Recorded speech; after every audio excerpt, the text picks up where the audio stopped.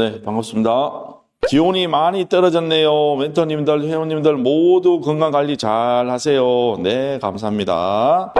이 맑은 가을 하늘 멘토님이 부르는 조용필 노래 듣고 싶어요.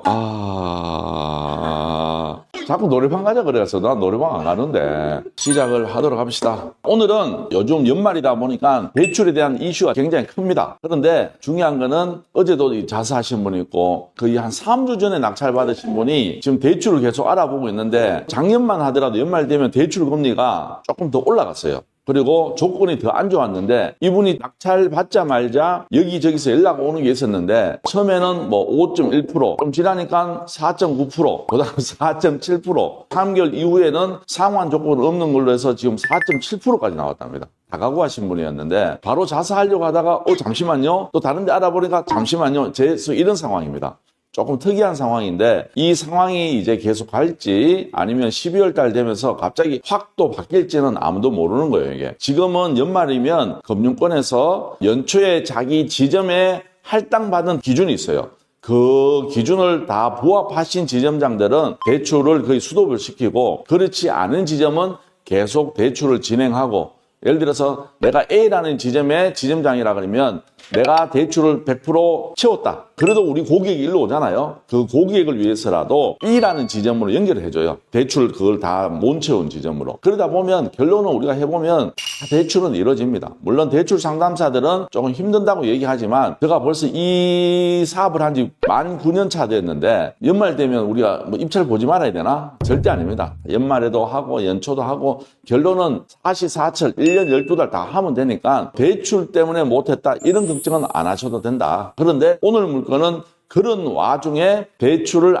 안 받아도 되고 지금 서울에 아파트 하려고 그러면 최소한 자기 자금이 작은 거 하려도 최소한 2억 이상 있어야 되죠. 오늘 해당 물건은 1억대로 입찰 보고 낙찰 받아서 수익도 극대화시킬 수 있는 방법이 있으니까 그 방법에 대해서 오늘 알려드리고 같이 공부 한번 해보도록 하겠습니다. 물건 보도록 하겠습니다. 여기는 서울 성동구 마장동에 있는 중앙 하이츠 아파트입니다. 요즘은 성동구가 핫했죠. 건물 면적이 전체는 25.65평방미터인데 우리는 지분이 나왔습니다. 전체 아파트는 25평인데 실질적으로 지금 경매에 나온 거는 얼마? 4.66 요만큼만 나왔다 이 말이에요. 그럼 이럴 때는 내가 어떻게 해결해야 되나? 매각 조건에 보면 토지, 건물, 지분 매각, 대항력 있는 임차인까지 있다 그러면 나는 이런 거 못하겠네 하고 넘기시는 분이 대부분이죠. 그런데 현실은 그렇지가 않다는 것을 여러분들이 알고 계셔야 돼요. 감정가는 2억 200이었는데 4차까지 유찰되어서 얼마 있어요? 1억 300까지 유찰되었다. 와, 2억 200짜리가 1억 300까지 유찰되었으니까 요거 해볼만 하네 이런 마음이 드시겠죠? 그런데 중요한 거는 토지 및 건물 지분 매각이고 대항력 있는 임차인까지 있다. 그러면 이걸 어떻게 해결하느냐 제가 설명해 드리도록 하겠습니다. 보시면 임차인 이땡땡씨가 있고 주거 임차인은 1602호에 있다. 말소 기준은 2022년이고 전입일은 1999년이다. 당연히 대항력 있죠. 근데 이분은 확정일자도 없고 배당 요구도 하시지 않은 분이시다. 기타 사항에 보면 임차인으로 기재한 이 는 전입세대 열람 결과 주민등록상 등재자이나 현장 방문 당시 만나지 못하여 임차인 여부는 정확한 임대관계는 알 수 없다. 한마디로 입찰번호는 너네들이 알아서 해라 이 말입니다. 그러면 우리가 알아서 하면 됩니다. 그리고 유땡땡씨가 소유권 지분을 가지고 있고 유출씨 지분을 누가 이제 압류해서 이제 강제 경매 960만 원을 이제 신청해서 이만큼 유찰되었는 거다. 이렇게 보시면 돼요. 그러면 이제 이게 어떻게 푸느냐를 하면 일단은 등기부 등본부터 보도록 할게요. 요약 상황에 보면 이분께 지금 경매가 나왔죠. 33분의 6이 나왔다. 전체가 나온 게 아니고 4점 몇 평. 33분의 6이면 이제 우리가 몇 프로 되는지 일단 계산을 해봐야 되겠죠. 전체 중에 18%만 우리 지분이고 나머지 82%는 여기 다른 공유자들 앞으로 되어 있습니다. 그런데 보니까 주식회사 5%, 주식회사 그리고 윤씨라는 분이 33분의 2, 33분의 2, 33분의 2를 갖고 계시는데 여기는 가족 같은데 이분은 가족이 아닌 것 같아요. 그럴 때는 우리가 어떻게 해야 되느냐면 등기부 등본을 처음부터 다시 봐야 됩니다. 각구로 넘어가도록 할게요. 각구 7번에 보니까 여기가 2021년 7월 5일 날에 이분들이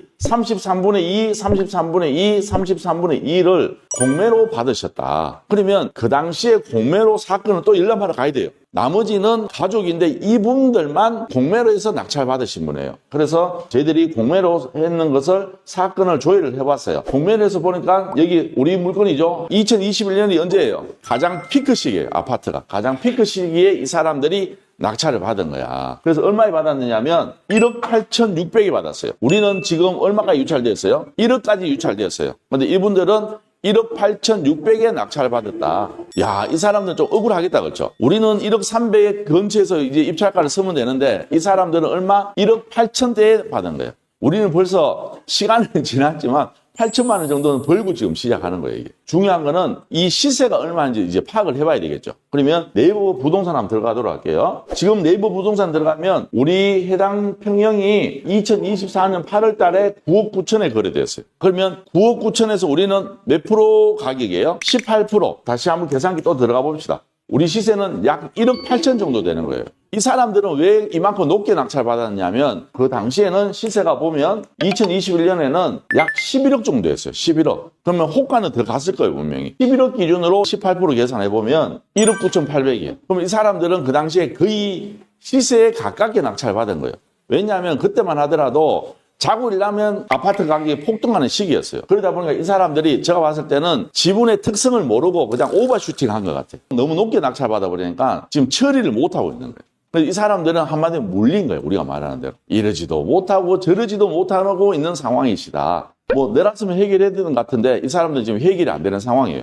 그래서 이분도 시세 조사를 잘 해야지만 오버슈팅을 안 하고 오버슈팅을 하면 이분들처럼 물려서 이러지도 못하고 저러지도 못하는 상황이 나온다. 그래서 경매에서는 제일 잘하는 게 누구냐면 권리 분석을 잘하고 특수 물건을 처리하는 사람이 잘하는 게 아니고 이 특수 물건조차도 시세 파악이 안 되면 무조건 손실을 보는 게 경매 시장이다. 이거를 여러분들이 꼭 알았으면 좋겠습니다. 그러면 우리 거는 지금 시세가 얼마 나왔죠? 실거래가 기준을 봤을 때는 1억 8천인데 우리는 지금 얼마까지 떨어졌어요? 1억 300까지 떨어졌다. 근데 중요한 거는 여기까지는 이해되는데 여기 또 뭐 있어요? 대항력 있는 임차인이 있네? 그럼 이분은 이제 어떻게 해야 되느냐? 그래서 저희들이 확인해 본 결과 전입 세대주 보면 유땡땡씨가 있는데 이분이 누구냐면 공유자예요. 우리가 대항력이 있는 임차인인지 아닌지를 선별할 때 소유주가 전입돼 있으면 이 사람은 임차인으로 봐요? 소유주로 봐요? 소유주로 보잖아. 근데 여기도 마찬가지. 지분으로 있다 하더라도 소유주가 점유하고 있고 전입돼 있으면 이 사람은 소유주다 말이야. 그러면 소유주는 대항력 유무를 따질 필요가 있어요? 없어요? 없단 말이에요, 이게. 대부분 보면 임차인이 있는 경우보다는 지분권자도 따지고 보면 소유주잖아, 그렇죠? 그 중에 한 분이 점유하고 있다 그럴 때는 대항력이 있는 임차인이라고 말을 하지 않습니다. 그러면 공유자하고 이제 협의를 해야 돼요. 자, 당신네들은 내 지분을 사가라 하든지 아니면 나머지 지분은 내가 다 사와서 시장에 내다 팔든지 그렇게 협의가 안 되면 어떻게 하면 돼요? 그러면 경매 신청해서 제3자가 낙찰받으면 나는 거기에서 낙찰금에서 18%를 내가 가지고 오면 돼요. 이해되시겠어요? 지금 시장으로 봤을 때는 지금 하면 내년 한 6, 7월 달 되면 경매 시장이 다시 나올 수 있게끔 할 수 있어요. 그때 되면 지금보다는 시장이 좋아질 수도 있고 나빠질 수도 있고 하지만 지금 시장은 유지한다고 봤을 때는 이 정도 물건이면 노얄청인데 10억짜리면 얼마 정도 낙찰될 것 같아요? 9억 5천은 돼야 됩니다. 9억 5천 기준으로 우리가 18% 하면 얼마 나올까? 1억 7천 되는 거예요, 이게. 그럼 내가 예를 들어서 한 1억 2천 쓴다 하더라도 5천 정도의 안전마진을 가져갈 수 있고 나는 지금 살고 있어요? 못 살고 있어요? 권리를 주장 못하고 있잖아. 그러면 공유자가 점유하고 있기 때문에 이분한테 내가 뭘 할 수 있어요? 내 지분만큼 내가 월세를 청구할 수 있어요. 그래서 그것까지 내가 가압류 걸어놓는다 그러면 배당받는 거 플러스 그동안에 월세까지 같이 가져갈 수 있다. 은행에 이자 받는 것보다는 몇 배는 더 받을 수 있어요. 시간이 조금 더 걸릴 수 있을지 몰라도 생각보다는 지분관계가 빨리 정리될 수 있어요. 이거는 협의가 안 되면 다시 경매로 해서 배당을 받아서 해결하는 방법, 때로는 공유자들하고 같이 협의해서 이 집을 팔아서 n분의 1로 나누는 방법, 두 가지 방법이 있어요. 협의가 잘 안 되고 시간이 걸린다 하더라도 내가 지금 사용을 못하고 있기 때문에 때로는 공유자가 그 집을 사용을 하고 있기 때문에 나는 뭘 할 수 있다? 이분들한테 월세까지 청구해서 월세 수익까지 얻어갈 수 있는 그런 게 지분 물건이다. 이렇게 보시면 돼요. 그래서 여러분들이 지분 물건이 나오면 그냥 패스하지 말고 요것도 시세 조사만 잘한다 그러면 충분히 메리트 있게 수익을 창출할 수 있다. 이렇게 생각하시면 좋아요. 굉장히 안정적이잖아요. 한 6개월에서 8개월 정도에 1억 정도 투자하고 한 5천만 원 정도는 수익을 낼 수 있는 물건이다. 이렇게 보시면 좋을 것 같아요. 이해되시겠어요? 지분 물건의 장점은 뭐냐면 내 물건을 사줄 사람이 정해져 있는 거예요. 이게 공유자들이 사든지 아니면 부동산에 내다 팔든지 아니면 법원에 경매로 처리해서 내 물건을 팔 수 있는 명확한 장점이 있다 이 말이에요. 그래서 여러분들이 낙찰받고 뭔가 팔려고 할 때 부담스럽다 하시는 분들은 그냥 지분으로 가는 것도 방법일 수도 있다. 근데 지분이라는 경매가 장점만 있는 건 절대 아닙니다. 단점도 있습니다. 어떤 단점이 있느냐 하면 대출이 안 된다는 단점 하나, 또 두 번째 단점은 뭐냐 하면 내가 낙찰을 받았는데 이 공유자들이 우선 매수권을 할 수 있어요. 여러 명의 공유자가 있잖아요. 이 사람들이 이거 저 사람이 낙찰받은 금액에 제가 사겠습니다. 법원에서 바로 손들고 진행할 수 있거든요. 그렇게 할 수 있다는 게 단점이다. 그런데 중요한 거는 단점만 생각하면 아무것도 못한다. 그래서 여러분들이 이런 물건도 내가 조금 더 적극적으로 입찰에 참여한다 그러면 알차게 안정된 수익을 가져갈 수 있는 게 지분 경매라는 것을 여러분들한테 오늘 말씀을 드리고 싶었습니다. 알았죠? 제가 최근에 이런 공유자 지분 물건 수익 냈어요. 멘토님 칭찬받아서 기분 좋았답니다. 아이고 우리 멘땅님도 인천에 있는 아파트 낙찰받고 요거를 지분으로 받았어요.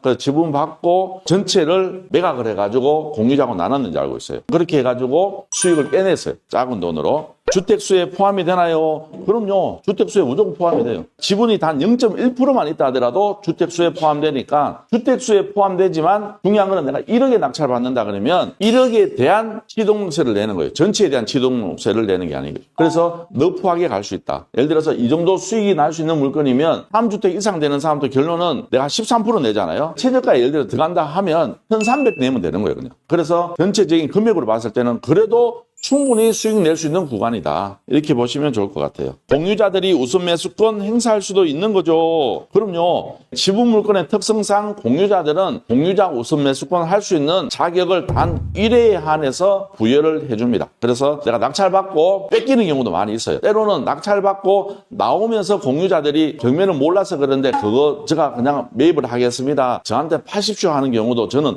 너무 많이 봤어요. 제 교육생들이 낙찰받았는데 법원에서 나오는데 어떤 사람이 저하고 얘기 좀 합시다. 제가 공유자 누군데 그 지분 저한테 파십시오 해서 그 자리에서 계약서 쓴 경우도 굉장히 많아요. 왜냐하면 생각해 보세요. 아버지가 돌아가시면서 어머님 자식 앞으로 상속을 해줬어요. 근데 어머님이 그 집에 거주하고 계시잖아요. 어머님이 있고 자제분들이 있는데 자식 중에 한 놈이 사고 쳐서 이 지분을 제3자가 낙찰받은 거예요. 이게. 제3자가 낙찰받으면 그 집을 경매 칠 수 있는 권한이 있잖아. 그러면 어머님은 이제 어디 가서 살아야 돼요?